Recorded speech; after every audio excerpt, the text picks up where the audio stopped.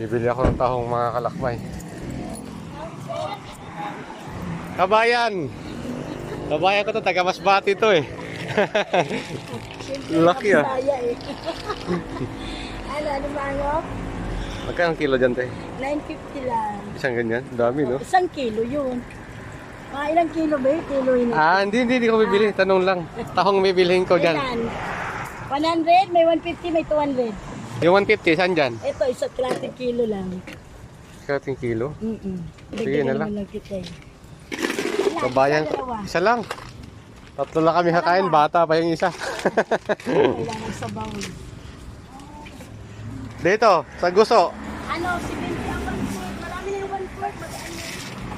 Dahil dagdag na to. Si Binti. Oh, 1/4. Ito masarap sana oh, kaso mahirap pag Lamit din kasi. lami yun. Oo. Sige, 1/4 lang ito, te. Lami. Lami man ang presyo. Ay, wako na plastic. Grabe, nagalaw pa yung alimango oh. Kasi maalat mo kasi. Ha? Yun nga eh, wala naman kami sa bahay magpasko. Inimbita kami ng ano. Anong tawag ito dito, Kuya? Tuway. Tuway?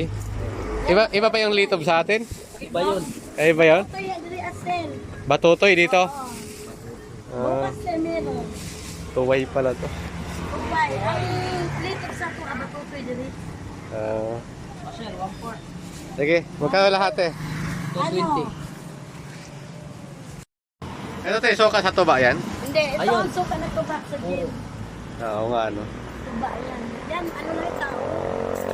Kao. Bakit? 30. Ito pala ang tuba oh. Sarap to mga kalakbay sa ano.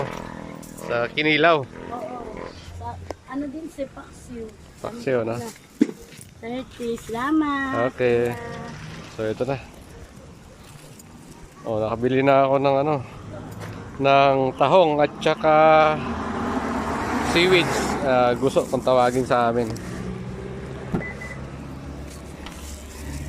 Yan na. Kaso problema to. Malansa to dito.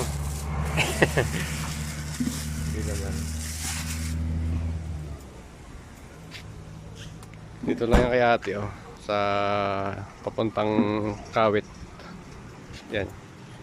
Yan yung labas na yung papuntang Kawit to Naik at saka ano, Manila. Pagaling ka ng Imos.